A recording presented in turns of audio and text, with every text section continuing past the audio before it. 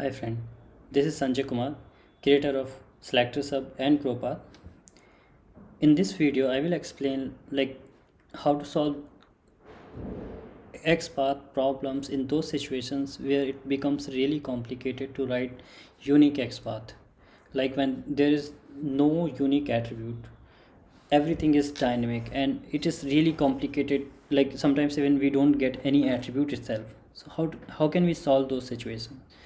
For an example, what I'm showing here is that like on test project website, let's say we have inspected any element over here, and you see that for instance, turn it off, this one on selector sub.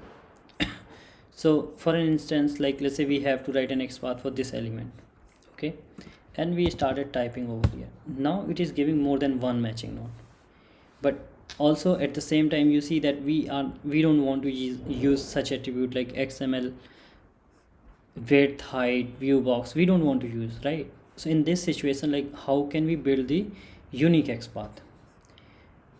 For that, selector sub suggest you the indexes one, and it's really amazing. If you are not aware, you can learn from here. This is the syntax, like you just put the open parenthesis in the beginning and it will give you the correct format of XPath along with the indexes for the inspected element. And in fact, the index for the inspected element you will get from here. It will be written over here, XPath is equal to like 3.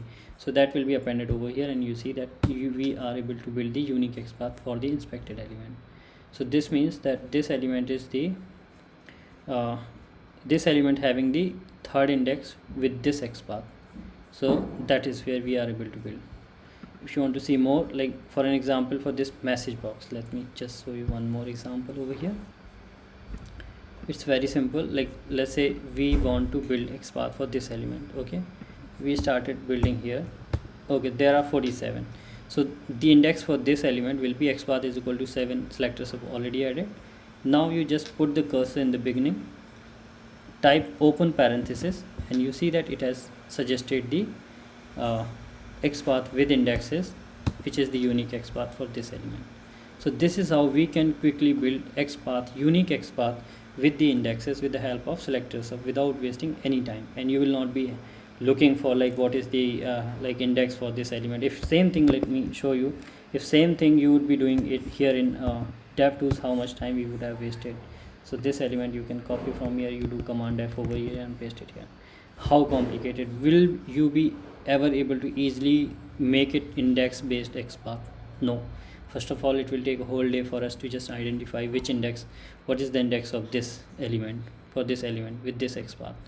So, but here in selector sub you put open parenthesis and it will suggest you the right index for that element.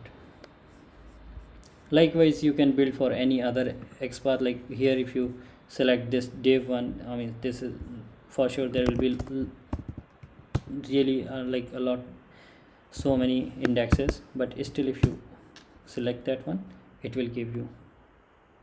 So this is how easily you can build your unique XPath with the help of indexes using selector sub.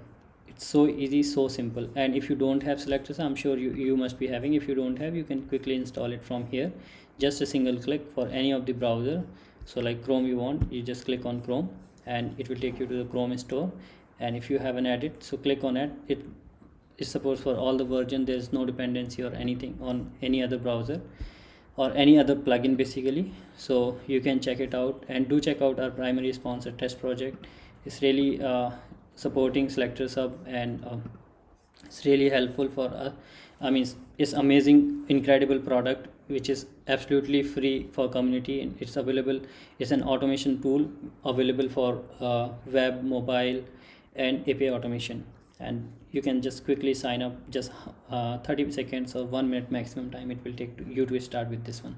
And if you need any support from me on selector sub, do check it out, these footer links. And if you find selector sub helpful for your daily work and everything, do share it with the community and help them to learn more about selectors and DOM from using just selector sub, and they can save a huge amount of time.